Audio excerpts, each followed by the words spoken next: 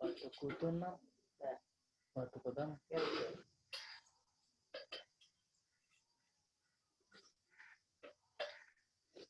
Batukutunam, Batukutam.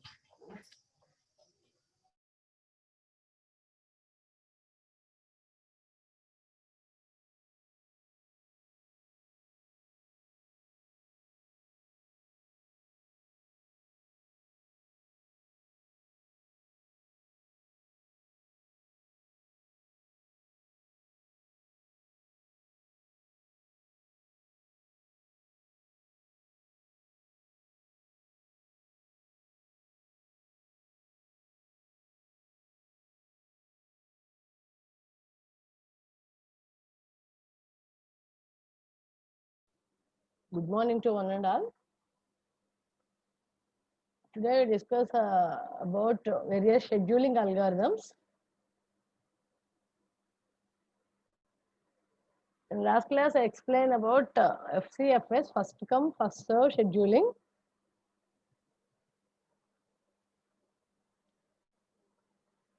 Some are lag due to the signal interrupts. Just I have to revise one more time for this first come, first serve scheduling, FCFS scheduling. Come first serve means which process entered first to the ready queue, that will be processed by the CPU first. We have three processes in this example, P1, P2, P3. Burst time is the time required to complete that particular process execution. P1 needs 24 units of time, that may be milliseconds or seconds we should consider. P2 3 milliseconds, P3 3 milliseconds. The processes are arrived into the ready queue in the order of P1, P2, P3. First 0, starting all arrive at same time, 0. Starting at 0, P1 needs 24 milliseconds. That's why 0 plus 24 is 24. P2 needs 3 more milliseconds. Means if you want to execute the P2 process, before you have to complete the P1, because FCFS is a non-preemptive scheduling. In between the process execution, it may not be terminated or interrupted by other processes or other external interrupts or external IO failures. For this purpose, first come first serve scheduling is a non-preemptive CPU scheduling. After 24 milliseconds only, the CPU switches to the P2. 24 plus 3, 27. After P1 and P2 gets execution completed, then only the CPU switches to the P3. Means in between it may not be interrupted. 27 plus 3, 30. Means now various times associated with each and every scheduling algorithm, already explained in scheduling criteria. Waiting time, turnaround time, response time, arrival time, burst time. These are the various times. Waiting time means how much amount of time that particular process waiting in the ready queue to get the chance of CPU for execution. P1, without waiting, nothing to wait, directly you have to get the process executed by the CPU. P1 as 0. P2, before entire completion of P1 only, P2 gets the chance, that is 24. P3, 27, means previous two processes are gets execution completed, then only the CPU switches to the P3. Average waiting time 0 plus 24 plus 27 by 3, you should do the calculation. 17 milliseconds is the value. Same way, you have to calculate turnaround time. Turnaround time is the time from submission of the process to the completion. The duration you have called it as turnaround time. P1 submitted at 0, it will be completed at 24. Now P1 turnaround time as 24, P2 turnaround time as 27, P3 turnaround time as 30. Average turnaround time equal to 24 plus 27 plus 30 by 3. You should do the calculation. Advantages of FCFS are, it is very easy to implement and simple CPU scheduling. Which process must be arrived to the first in the ready queue, that process must be executed, remaining must be in the waiting queue until the completion of first task, then followed by second task, third task, and so on. And it is a non-preemptive scheduling algorithm. That means it may not be interrupted in between the process execution. The CPU may not be switch in and switch out in between the execution. Complete entire execution is over, then only the CPU will switch to the second process or third process and so on. But disadvantages also there. For example, consider in the same example, P2 needs only 3 milliseconds. P3 also needs 3 milliseconds. For example, consider P4 will be there one more process that have only 1 millisecond. Even though P4 will be wait till the completion of above all the processes, but the burst time of that last process will be the smallest value, even though it may not be processed till the completion of remaining previous processes. That is the drawback. That is called as a starvation or indefinite blocking. Means P4 has only 1 millisecond burst time. Before completion of P1, P2, P3, then only P4 gets the execution chance by the CPU.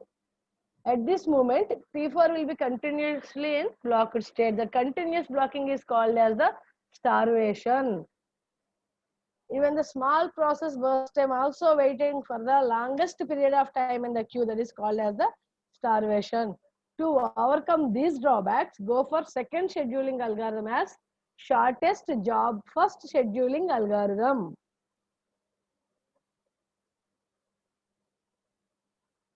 The disadvantage is it gives more turnaround time and more waiting time, and it always suffers from convoy effect. Convoy effect means short process behind long process.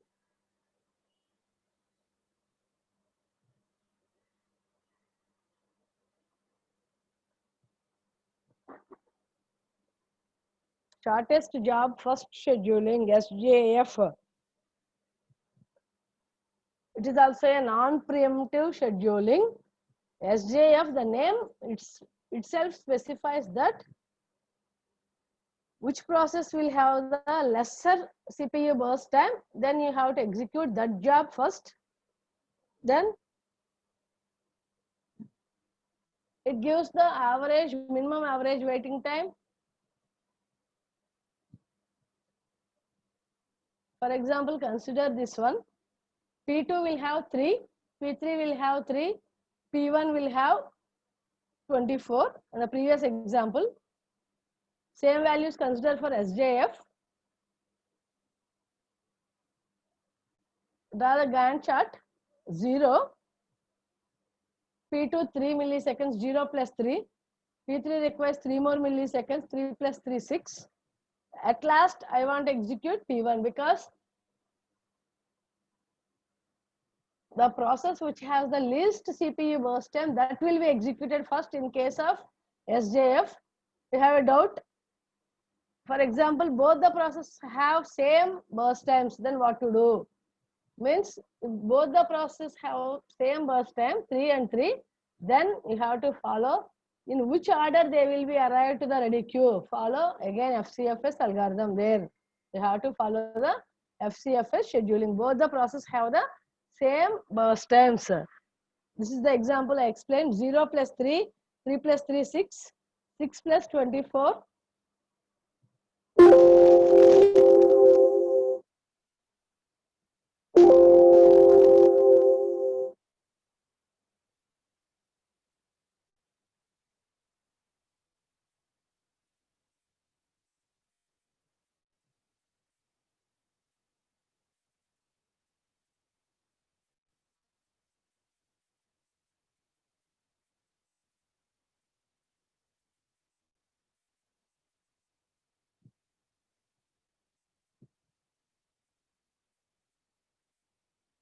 Three plus 3, 6, 6 plus 24 as 30. Now you should calculate the waiting time, and the order also will be modified. In case of FCFS, you have P1, P2, P3. But in case of SJF, shortest job first, P2, P3 and P1. Waiting time for P2 as 0, P3 as 3 milliseconds.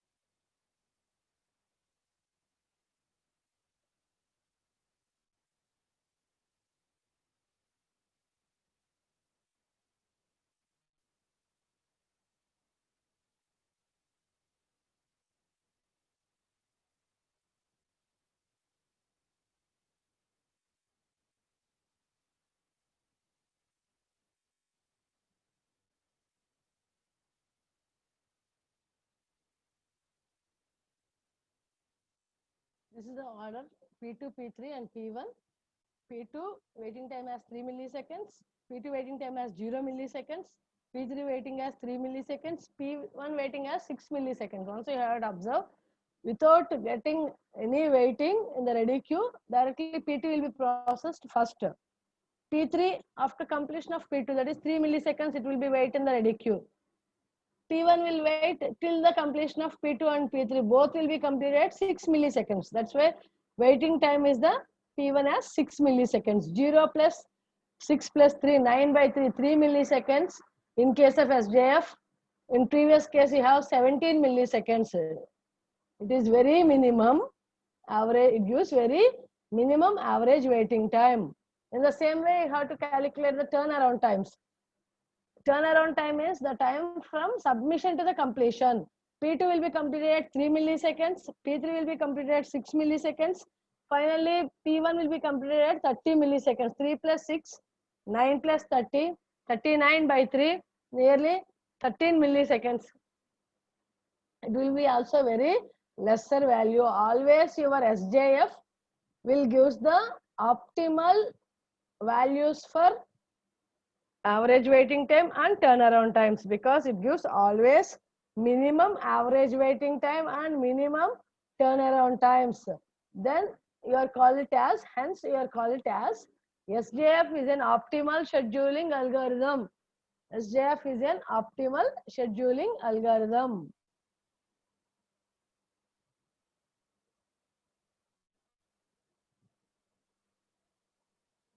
Always it associated with each process the length of its next CPU burst.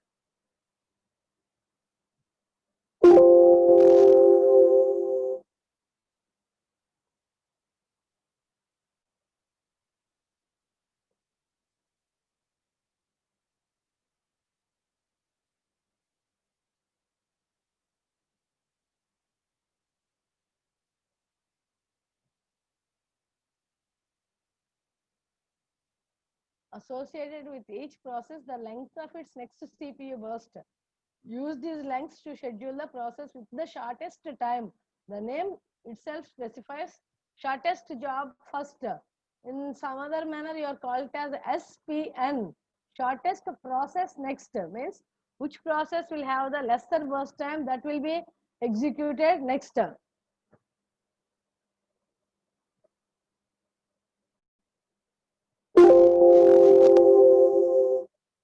Now you have to do one more example.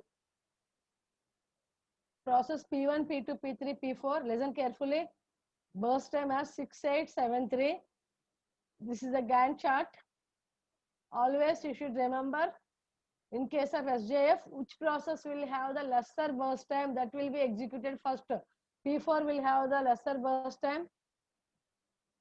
Wait a minute.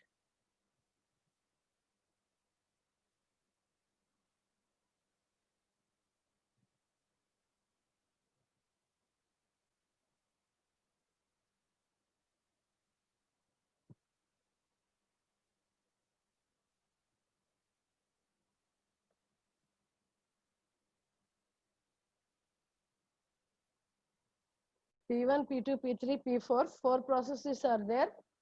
P1 will have burst time 6. All are arrived at same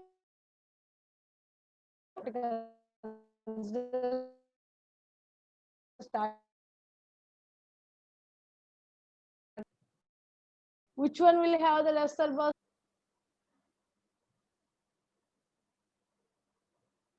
P4 0 plus 3 milliseconds. After that, next lesser burst time will be 6 milliseconds. 3 plus 6 9.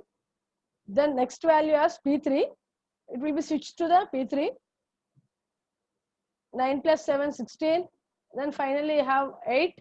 16 plus 8 24. Now you should calculate waiting time. Waiting time for P4 as 0. Waiting time for P1 as 3. Waiting time for P3 as 9. Waiting time for P2 as 16. 3 plus 6 plus 9 plus 0 by 4 processes you have 7 milliseconds. In the similar fashion, you should calculate turnaround times. Turnaround time means submission to the completion. The time duration you are called as a turnaround time. P4 turnaround time as 3, P1 turnaround time as 9, P3 as 16, P2 as 24. Sum up those values and divide with 4 number of processes, which is a non-preemptive scheduling. SJF is a non-preemptive scheduling algorithm. Means once P4 task is completed, then only it switches to the P1. Then P1 task is completed, we have to move to the P3, then followed by the P2. The main advantages of SJF are it gives minimum average waiting time and minimum turnaround time. Hence, it is an optimal scheduling algorithm. Hence, it is an optimal scheduling algorithm. But the drawbacks are there, some of the drawbacks. It is difficult to determine the length of the next CPU burst, means how much the time, means then the next process will have the lesser value or greater value, you can't predict. That is the drawback.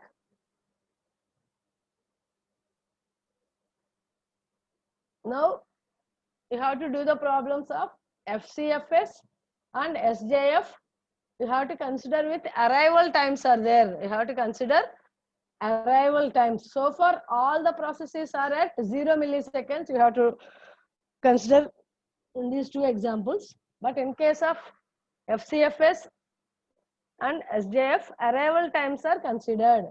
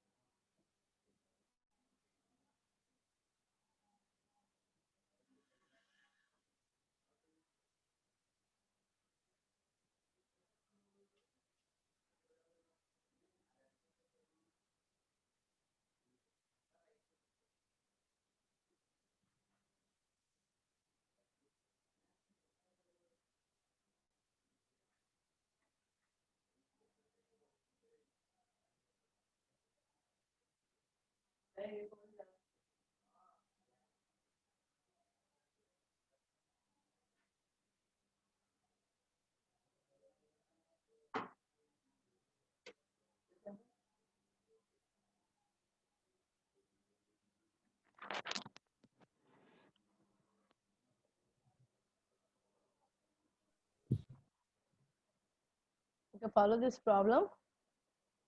Consider there are 5 processes with process ID P0, P1, P2, P3, P4. P0 arrives at time 0, given in the table, arrival time 0.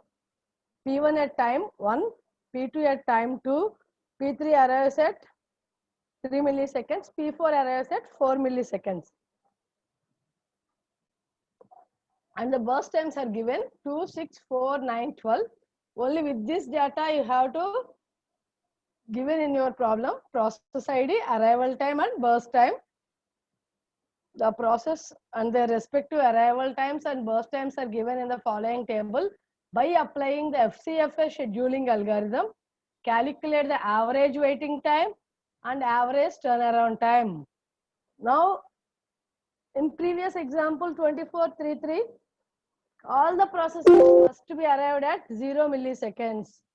But here, one process may arrive at first millisecond, some other process may be arrive at second milliseconds. Like your trains, they may be arrive at sometime to the platform. After departure, it will be moved from that place. Same similar fashion, arrival time means the time arrived to the ready queue. That is called as the arrival time.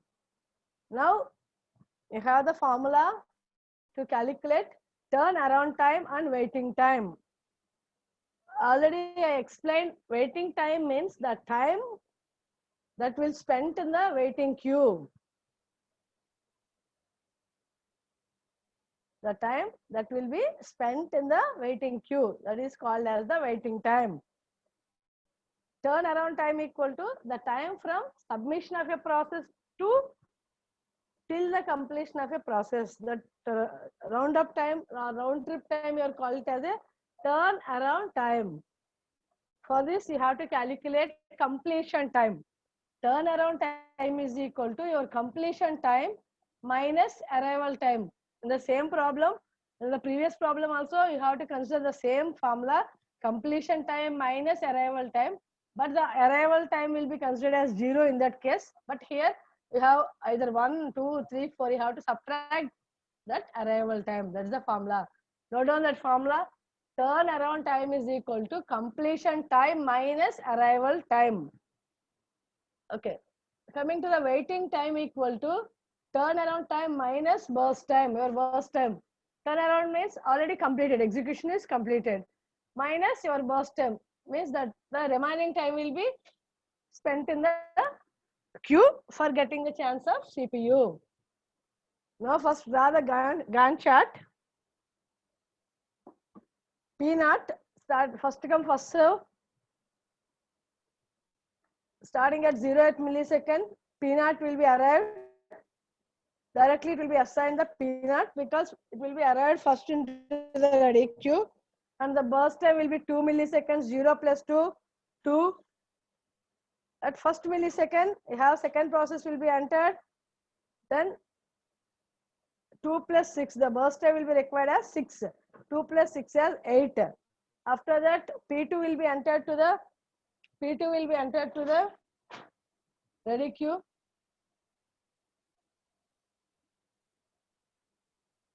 P2 will be entered at the ready queue. The burst time will be 4, 8 plus 4, 12. Then P3 will be arrived in the next order. 12 plus 9, 21. Finally, you have P4 process arrived. 21 plus 12. The remaining table of capture time, turnaround time, and waiting time.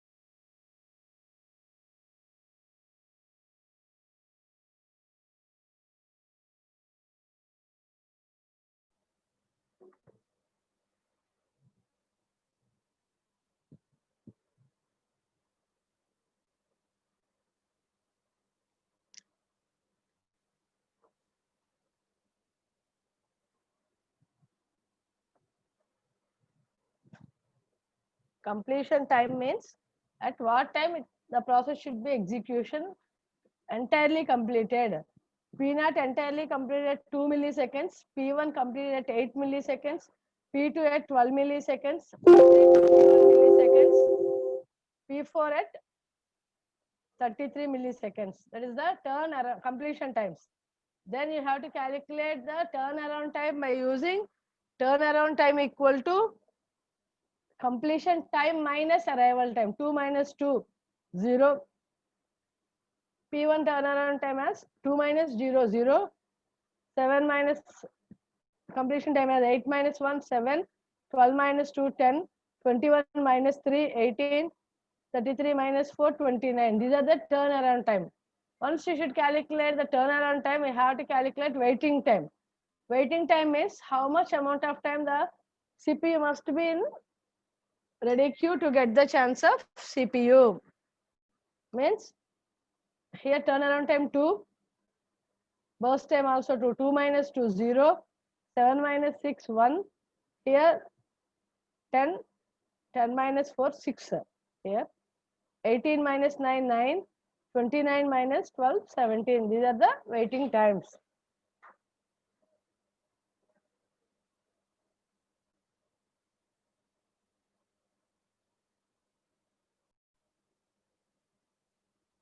Any more doubts in this problem? You should remember the formula turnaround time equal to completion time minus arrival time.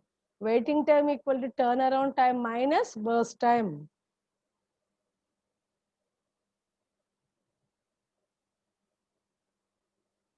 Just we move on to SJF problem.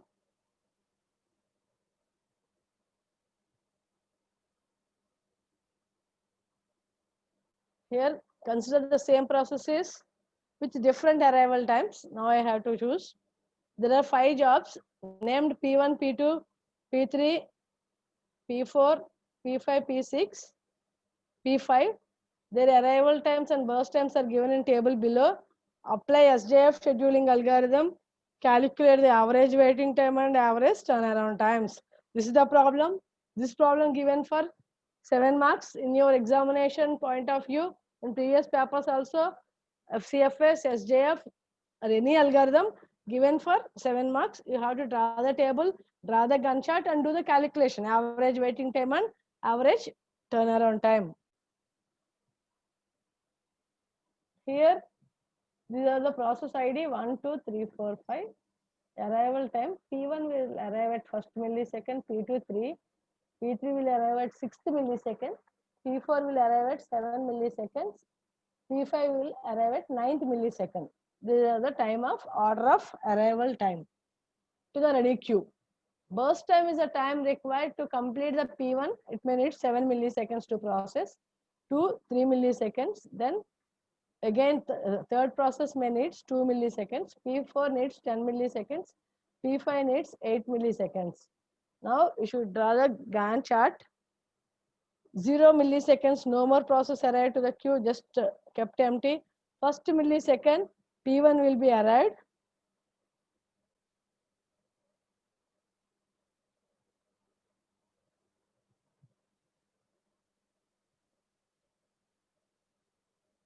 Then first millisecond it will be arrived and it will be executed. 7, 1 plus 7, 8. Then P3 will be arrived, that is the next shortest job.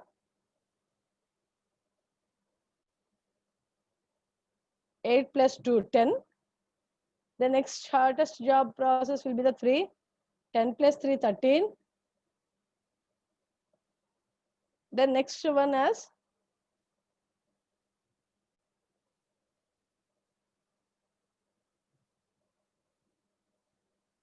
13 plus 8, 21. Then finally, P4 will have the 10 milliseconds, 21 plus 20, then 31. This is the Gantt chart. Now you should calculate the completion time for each process. P1 completion will be done at 8.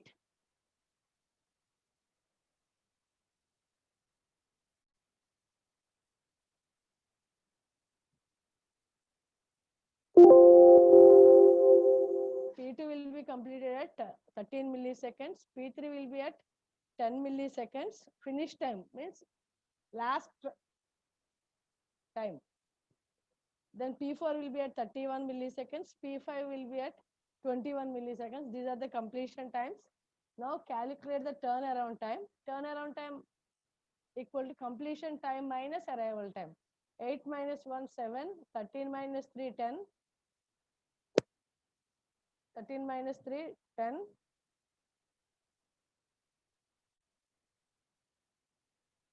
10 minus 2. 10 minus 4, 6. This is the arrival time. 4. Then 31 minus 7, 24. 21 minus 9, 12. These are the turnaround times. Now, you should calculate waiting time. Waiting time equal to turnaround time minus burst time. 7 minus 7, 0. Means without any waiting time in the ready queue, the P1 gets the chance of CPU. That's why waiting time as 0. Then 10 minus 3, 7. 4 minus 2, 2. 24 minus 10, 14. 12 minus 8, 4. These are the waiting times. Now we should calculate average waiting time. 0 plus 7 plus 2 plus 14 plus 4 by 5 processes. Average turnaround time.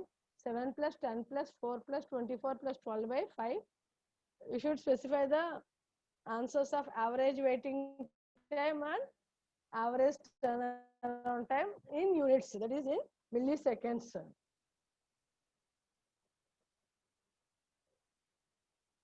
These are the two problems, FCFA scheduling with arrival times and SJF scheduling algorithm with arrival times.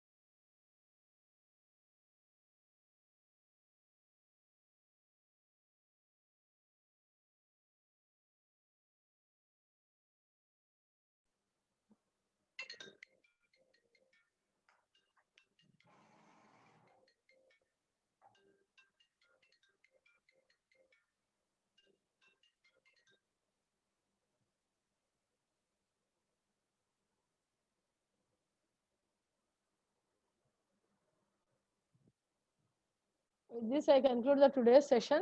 I explained about two algorithms of CPU scheduling or process scheduling algorithms. One as FCFS, second one as SJF. With the arrival times 0, how to do the problem, and with the arrival times are given, how they will be arrived to the queue. Both problems are covered in the today's session. In the next session, we explain about priority and round robin scheduling algorithms. Priority and round robin scheduling algorithms.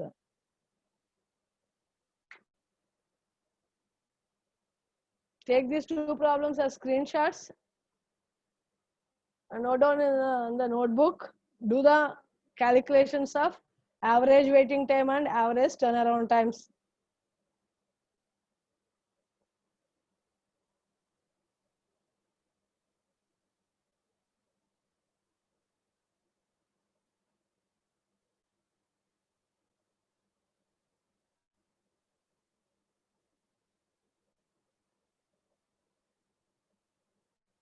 These problems are very important in the gate point of view also. You have to practice these problems. Just based upon the two formulas you have, turnaround time equal to completion time minus arrival time, otherwise finish time minus arrival time. Waiting time equal to turnaround time minus burst time. Remember those two formulas for all the CPU scheduling algorithms. The policy may be the differ. First come first serve, which will be entered first, process will be executed first. Shortest job first, SJF. It is the which CPU burst will have the lesser CPU burst, that process will be executed first.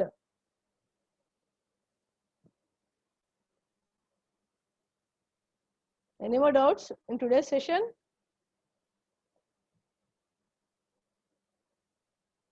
Any doubts? Share it in chat box.